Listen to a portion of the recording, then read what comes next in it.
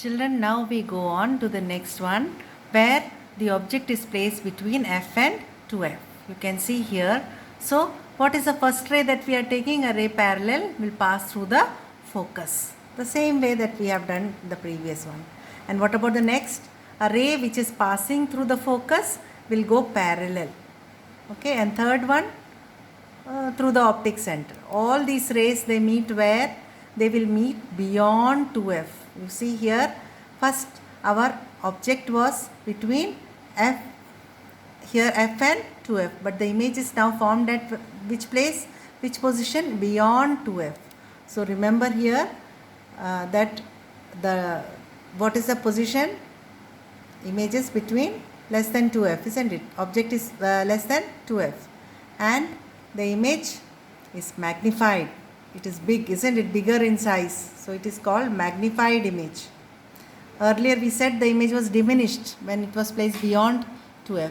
Now in this case the image is magnified, and is it real? Yes, because it is an inverted image. So inverted and real. The rays are actually meeting at this point. So this is how we have to draw the third diagram. I hope it is clear for you. Now we come to the fourth one. Here where is the object placed? It is placed at the focus. So it is placed one ray which is parallel to principal axis will pass through the focus.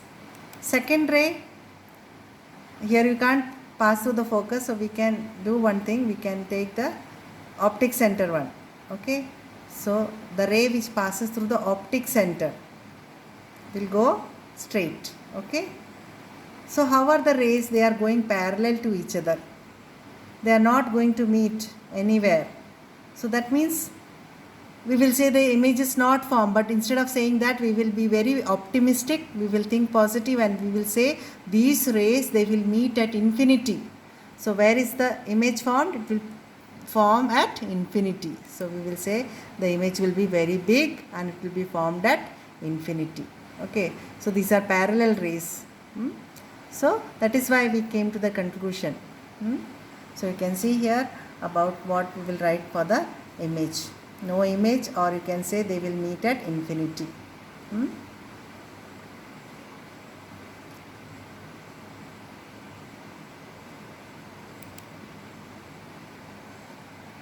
Now this is a very special case. This is a favorite for all ICSE question papers. Okay, when the object is placed in between the focus and the lens. Very important case.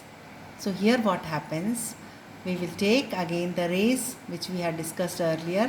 A ray parallel to principal axis passes through the focus. Is it very clear to you? Okay. And next we will take a ray which passes through the optic center and it goes undeviated. Because of we are beyond focus here, we will not take this ray, but we can take the optic center one. So we will take that. Now look at the rays. Where are they going? They are going away from each other. Even if you extend them, they will never meet. They will go away from each other. Okay. So here also, being very optimistic, we will think that these rays must have come from some common point, that now they are just diverging away from each other. So we will say, we will just be positive, say these diverging rays must have come from some common point. Okay. So what we will do, we will try to find out that point from where they are coming. Okay. So we will extrapolate these lines, we will extend these. Okay, these diverging rays, we will find out from where they are coming. So always when you extend it, you draw straight line to find out from where they are coming. So when we draw very dotted lines, we will draw and we will try to find out from where they are coming. So we will say, okay, so they might be coming from here.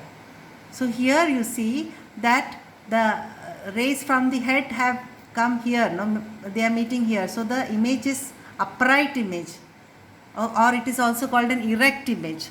So in this case, we will get a magnified image.